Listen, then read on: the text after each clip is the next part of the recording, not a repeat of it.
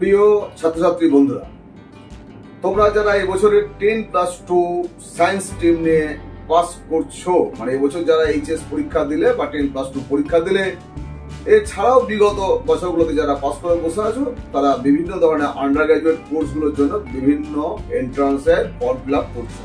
তোমরা অত্যন্ত ব্যস্ত আছো। আজকে আমরা অন্যান্য ইম্পর্টেন্ট এন্ট্রান্স টেস্টগুলোর মতো আরেকটি এন্ট্রান্স এক্সামিনেশনের খবর দেব তোমাদের। যারা বেসিক সায়েন্স নিয়ে পড়াশোনা করতে চাও, তাদের জন্য 5 ইয়ার্সের ইন্টিগ্রেটেড এমএসসি কোর্স করানো হবে। তোমরা জানো, নাইজার ভুবনেশ্বর এবং ইউনিভার্সিটি অফ মুম্বাই, যা ডিপার্টমেন্ট অফ অ্যাটমিক এনার্জির আন্ডারে, এবং যেটিকে বলা হয় যে centre for excellence in basic science.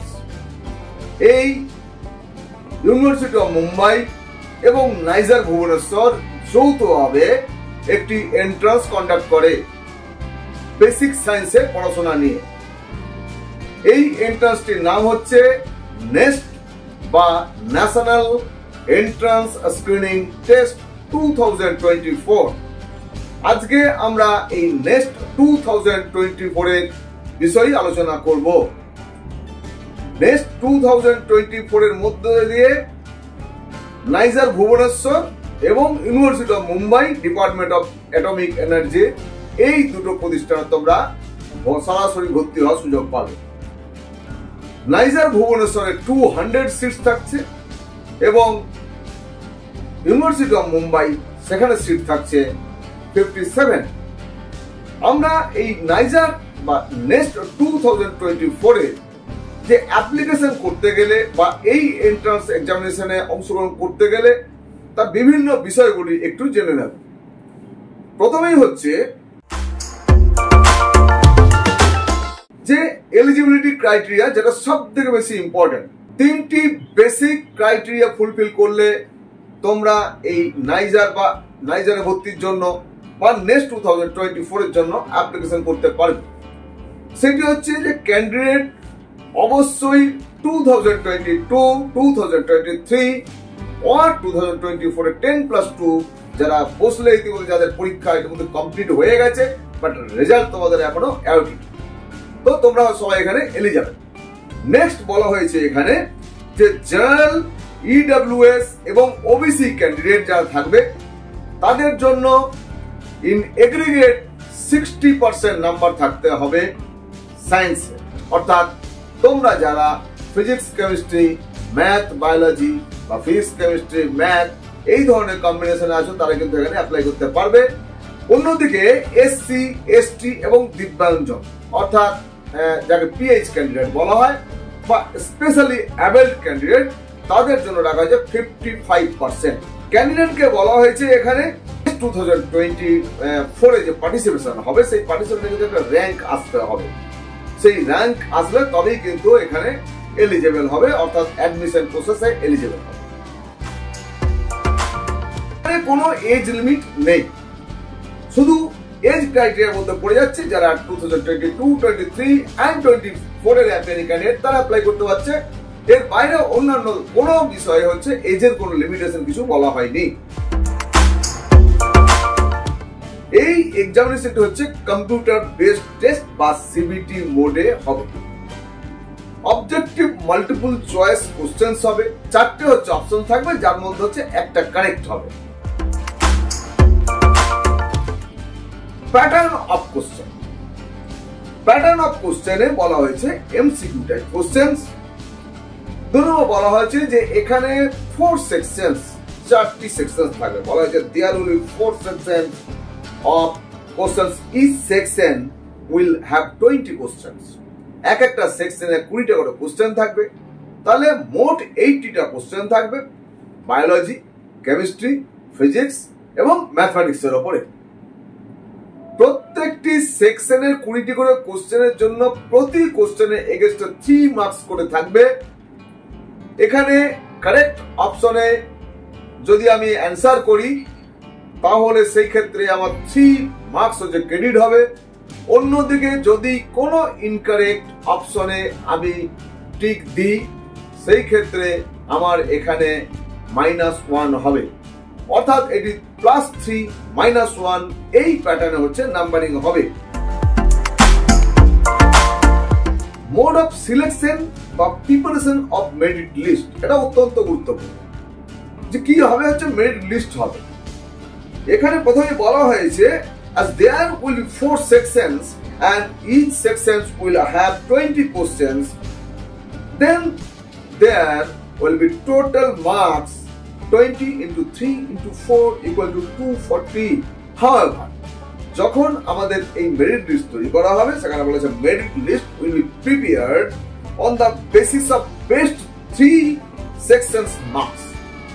অর্থাৎ এই 4টে সেকশন থাকবে 4টে সাবজেক্টের, তার মধ্যে 3টে সেকশনের মার্কসকে নিয়ে এই মেরিট লিস্ট প্রস্তুত হবে। অর্থাৎ বলা হয়েছে এখানে ক্যান্ডিডেটের সবথেকে হচ্ছে the marks of the worst section will not be considered for merit list। অর্থাৎ সবথেকে যে খারাপ সেকশনটার অ্যান্সার হবে, সবথেকে কম নাম্বার যে সেকশনটা আসবে সেই সেকশনটাকে বাদ দেওয়া হবে। অর্থাৎ তোমার বেস্ট 3টে সেকশনের নাম্বারকে ধরে যে নাম্বার আসবে তার ভিত্তিতে হচ্ছে মেরিট লিস্ট তৈরি হবে। নেক্সট 2024 এর অ্যাপ্লিকেশন করতে গেলে একটা অ্যাপ্লিকেশন ফি লাগবে। এই অ্যাপ্লিকেশন ফি যেভাবে বলা হয়েছে যে এখানে জেনারেল এবং ওবিসি ক্যান্ডিডেট যারা থাকবে তাদের জন্য ফিস করা হয়েছে ₹1400 বা 1400। অন্যদিকে এসসি এসটি দিব্যাঞ্জন অর্থাৎ পিএইচ ক্যান্ডিডেট যারা রয়েছে বা স্পেশালি এবেলড ক্যান্ডিডেট যারা থাকবে তাদের জন্য এবং all categories any categories female candidate তাদের জন্য যে ফিস রাখা হয়েছে ₹700। এই পেমেন্ট বলা যায় payment can be done using net banking, credit card, debit card through যে পেমেন্ট গেটওয়ে, সেই পেমেন্ট গেটওয়ের মধ্যে দিয়ে তোমরা এটা পেমেন্ট করতে পারবে। ইম্পর্টেন্ট যে ডকুমেন্ট হবে, যখন আমরা অ্যাপ্লিকেশন করব তখনই একটা রেজিস্ট্রেশন পার্ট আসবে ফার্স্টে। এই রেজিস্ট্রেশন পার্টে তোমাদের লাগবে একটা ভ্যালিড মোবাইল নাম্বার, একটি valid email ID. Valid mobile number এবং ভ্যালিড ইমেল আইডি এর মধ্যে দিয়ে নেক্সটের সমস্ত ধরনের কমিউনিকেশন হবে। সুতরাং মেল আইডি যেটা দেবে সেই মেল আইডিটা অবশ্যই একবার চেক করে দেখে নিতে হবে। একটা হাই হ্যালো করে কাউকে মেল পাঠিয়ে দেখে নিতে হবে ওটা ঠিকঠাক আছে কিনা, তার পাসওয়ার্ড ঠিকঠাক মনে আছে কিনা, ওই এটা সাইটটা আমার যে মেল আইডিটা খুলছে কিনা এটা অবশ্যই চেক করানোর দরকার আছে। এবং মোবাইলটাও যেন ক্যান্ডিডেট যে রিচে থাকে যেন সেভাবে কিন্তু একটা মোবাইল নাম্বার দিতে হবে। একটি পাসপোর্ট সাইজ ছবি, কালার পাসপোর্ট সাইজ ছবি আপলোড করতে হবে এবং একটা ক্যান্ডিডেটের সিগনেচার আপলোড করতে হবে। এই কালার পাসপোর্ট সাইজ যে ফটোগ্রাফ হবে এই ফটোগ্রাফটার সাইজ হতে হবে 80 কেবির মধ্যে এবং সিগনেচার যেটা হবে সেটাও 80 কেবির মধ্যে হতে হবে। আর ফরম্যাট যেটি হবে সেটি জেপিজি বা জেপেগ ফরম্যাটে এটাকে আপলোড করতে হবে। একটা সাদা কাগজে রানিং হ্যান্ডে সাইন করে সেই সাইনটাকে স্ক্যান করে ক্রপ করে সাইজের মধ্যে নিয়ে আসতে হবে। ফটোর ক্ষেত্রেও একইভাবে করতে হবে।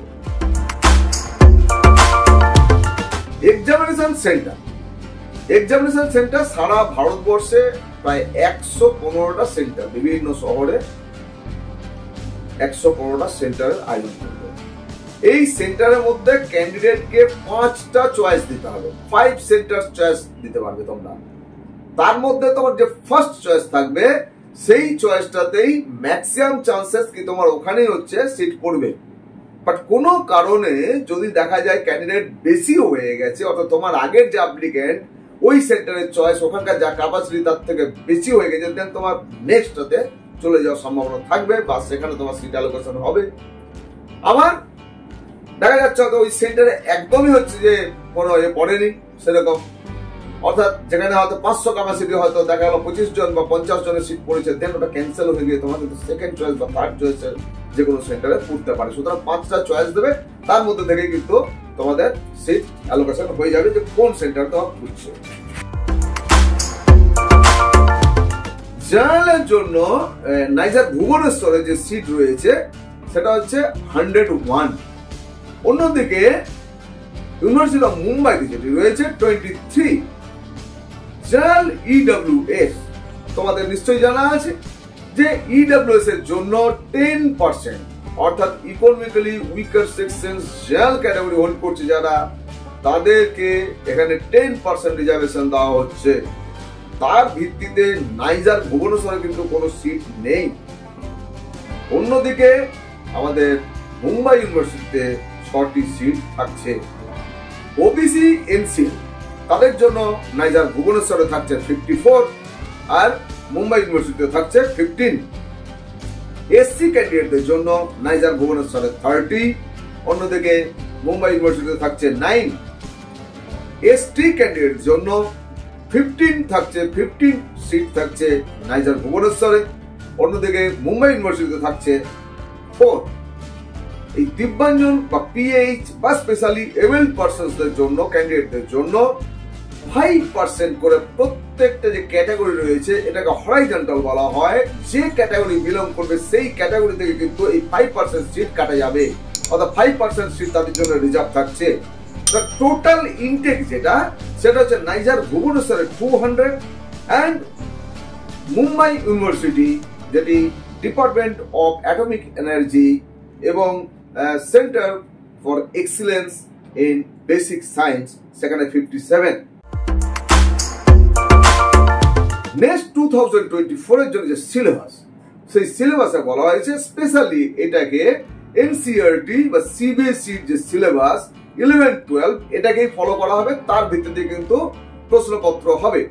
তবে 10+2 যারা ভালো রেজাল্ট করার জন্য পড়াশোনা করেছে বা বেসিক সায়েন্স নিয়ে পড়াশোনা করবে, আমি আশা করি যে কোনো বোর্ডে হচ্ছে এর কোনো নির্দিষ্ট মান থাকে না যে কোন বই পড়বে বা কি করবে। সুতরাং আমি আশা করব যারা ইন্টারেস্টেড ক্যান্ডিডেট তারা ওয়েল প্রিপেয়ার্ড এবং সমস্ত রকম বই তোমাদের ফলো করা আছে। সুতরাং CBSE NCERT যে সিলেবাস, সেই সিলেবাস তোমাদের জন্য খুব একটা অসুবিধা হওয়ার কারণ নয়। সুতরাং তোমরা এখন থেকে প্রিপারেশন শুরু করে দেবে, সামনে টাইম আমাদের অনেকটাই আছে, এখন থেকে প্রিপারেশন শুরু করে দিলে তোমরা আশা করি খুব ভালো ফল করতে পারবে।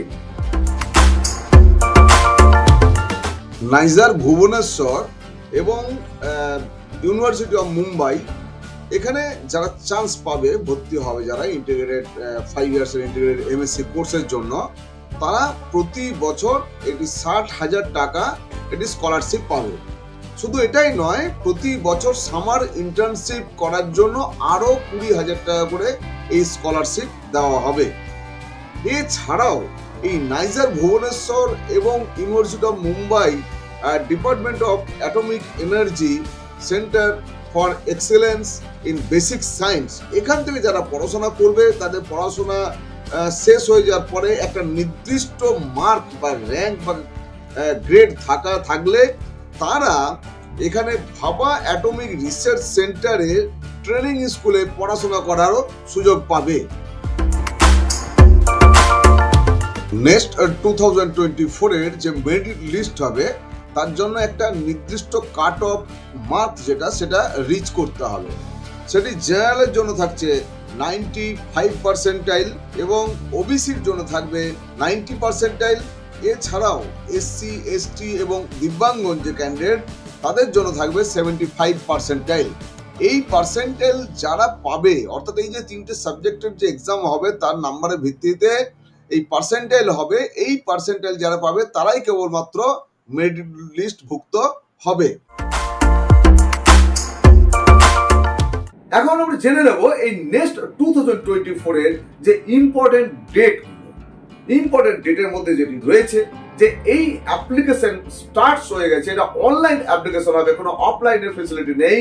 অনলাইনে অ্যাপ্লিকেশন স্টার্ট হয়েছে 3rd এপ্রিল থেকে এবং চলবে 31st মে 2024 পর্যন্ত। কারেকশন এন্ড আপডেট উইন্ডো যেটা হবে এবং মক টেস্টের জন্য যে অ্যানাউন্সমেন্ট হবে সেটা আমরা যে নেক্সট 2024 এর যে ওয়েবসাইট অর্থাৎ nestexam.ac.in এই সাইটে গিয়ে তোমরা পেয়ে যাবে। সেখান থেকে তোমাদের কিন্তু আপডেট নিতে হবে। ডাউনলোড অ্যাডমিট কার্ড যে ডাউনলোডের ফেসিলিটি দেওয়া হবে শুরু হবে, যেটা সেটা 15 জুন থেকে শুরু হবে 2024 এবং চলবে 30th জুন 2024। আমরা জানি যে নেক্সট 2024 এর যে এক্সাম ডেট ফিক্সড হয়েছে সেটি 30th জুন 2024। এখানে ইম্পর্টেন্ট যেটি বলা হয়েছে যে এক্সামিনেশন হলে ক্যান্ডিডেটকে অবশ্যই হচ্ছে 90 মিনিটস প্রায়র হচ্ছে তার প্রবেশ করতে হবে। এছাড়াও এই যে এক্সামিনেশন হবে, এই এক্সামিনেশন হবে 3 ঘন্টা 30 মিনিট, 3 ঘন্টা 30 মিনিট ধরা হবে এবং দুটো হাফে এই পরীক্ষা হবে, যে কোনো একটা হাফে তোমাকে বসতে হবে। সুতরাং যে হাফটা তোমার জন্য অ্যালোকেট হবে সেটা তোমার অ্যাডমিট কার্ডে উল্লেখ থাকবে যে কোথায় তোমার সেন্টার হলো এবং কোন স্লটে তোমার হচ্ছে এই এক্সামিনেশনের টাইম দেওয়া হলো, সেটা তোমাকে অ্যাডমিট কার্ডে জানিয়ে দেওয়া হবে। এই দুটো স্লটের মধ্যে যেটা দেওয়া আছে, প্রথম হাফের যেটি হবে সেটা সকাল 9টা থেকে 12:30 পর্যন্ত হবে এবং বিকালে যেটা শুরু হবে সেটা দুপুর 2:30 থেকে সন্ধ্যা 6টা পর্যন্ত হবে। অবশ্যই তোমাদের যেখানে সিট অ্যালোকেশন হবে সেইটা যদি দূর হয় তোমার যে হোম টাউন বা হোম এরিয়া থেকে, তাহলে অবশ্যই সেই এলাকাতে আগের দিনে পৌঁছে যে সেই কিন্তু এটা দেখে নিতে হবে, সেন্টারটার লোকেশন কিন্তু তোমাকে দেখে নিতে হবে। তাছাড়া অহেতুক পরীক্ষার দিনে হয়রানি হতে হবে। পাবলিকেশন অফ রেজাল্ট কবে বেরোবে নির্দিষ্ট করে দেওয়া হয়েছে 10th জুলাই 2024 এই রেজাল্ট বেরোবে। আজকে নেক্সট 2024 সংক্রান্ত এই যে ইনফরমেশন গুলো দিলাম, আশা করছি তোমাদের এটা ভালো লাগবে। তোমরা যারা প্রথম দিন দেখলে আমাদের এই ভিডিও, তাদেরকে বলবো আমাদের চ্যানেলটা সাবস্ক্রাইব করে রাখো, বেল আইকনে ক্লিক করে রাখো এবং নোটিফিকেশন ফর অল করে রাখো। তোমার কোনো ডাউট যদি ক্লিয়ার করতে হয় তোমরা ডেফিনেট আমার সঙ্গে ফোনে যোগাযোগ করতে পারবে, হোয়াটসঅ্যাপ করতে পারবে। আমার হোয়াটসঅ্যাপ নাম্বার, কল নাম্বার এই ভিডিওরই এন্ড স্ক্রিনে তোমরা পেয়ে যাবে। সুতরাং প্রয়োজন যদি বোধ করো অবশ্যই যোগাযোগ করবে। তোমাদের আগামী দিনের সমস্ত এন্ট্রান্সে তোমাদের সাফল্য কামনা করছি। প্রত্যেকে ভালো থাকবে এবং অপেক্ষা করবে আমাদের আরো নতুন নতুন ভিডিওর জন্য। ধন্যবাদ।